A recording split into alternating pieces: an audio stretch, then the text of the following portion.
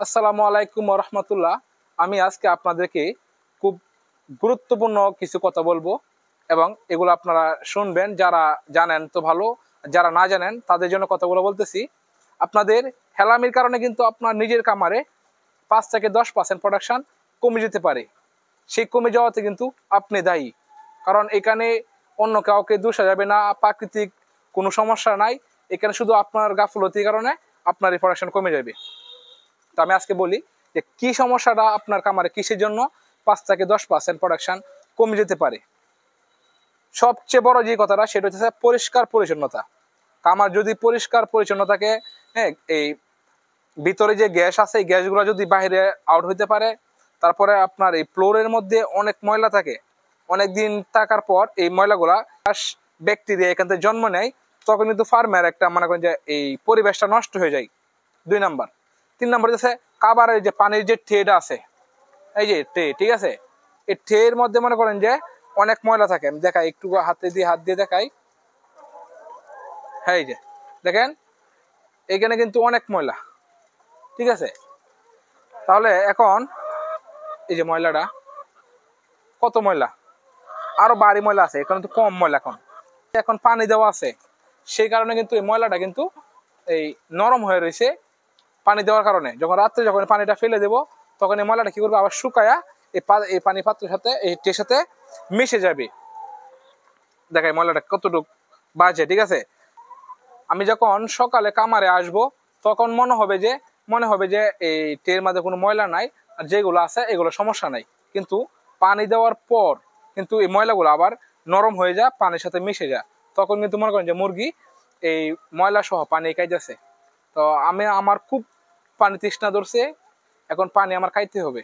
এখন পানি গ্লাসের মধ্যে যদি ময়লা থাকে, সেই ময়লা যেমন আমার পেটের ভিতরে যা, তাহলে আমার পেট খারাপ হইতে পারে। এই ভাইরাস ব্যাকটেরিয়া পেটের ভিতরে জন্ম হইতে পারে, এমনকি পেট খারাপ হওয়ার সম্ভাবনা বেশি।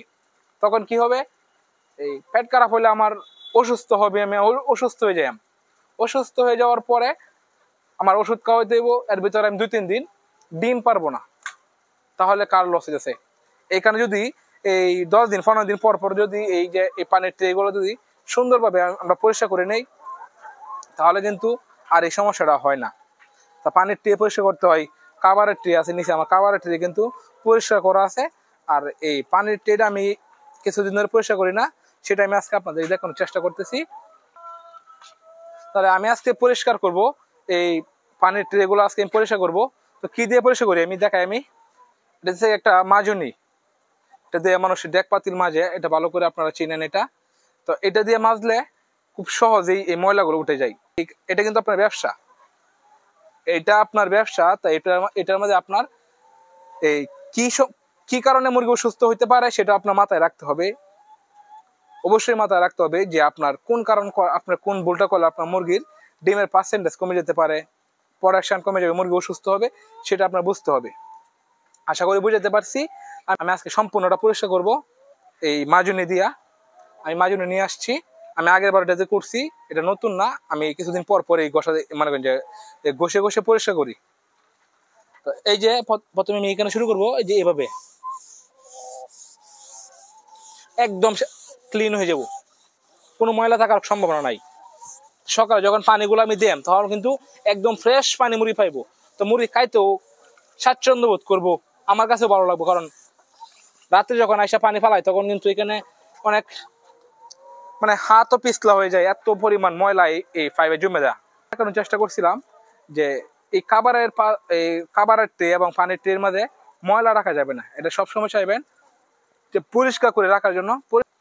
আচ্ছা, পরিষ্কার পরিচ্ছন্নতা এমন একটা জিনিস, ধরেন আমি আজকে অসুস্থ, এখন আমার বিছানাটা, যেই বিছানা আমি শুয়ে দিছি, এই বিছানাটা একদম চেঞ্জ করে নতুন একটা বিছানা এবং নতুন বালিশ দিয়ে দিলে দেখবেন যে শুইলে কি একটা ভালো লাগে, যে মনে হয় যে একটা ভালো একটা পরিবেশ আছে, এখন শরীরটা একটু ভালো লাগতেছে। তো এই মুরগির কাছে সেম, পরিষ্কার থাকলে মুরগির কাছে একটু নরম রাখে। তা পরিষ্কার করবেন না কেন? এটা ব্যবসা না, এটা আপনার ব্যবসা, আপনি এটা পরিষ্কার করবেন, অবশ্যই করবেন।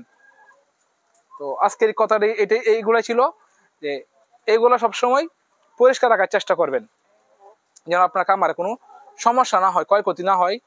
ডিমের উৎপাদন না কমে যায় এই ময়লা খাবার কি। তো আজকে তো একটুকুই ছিল।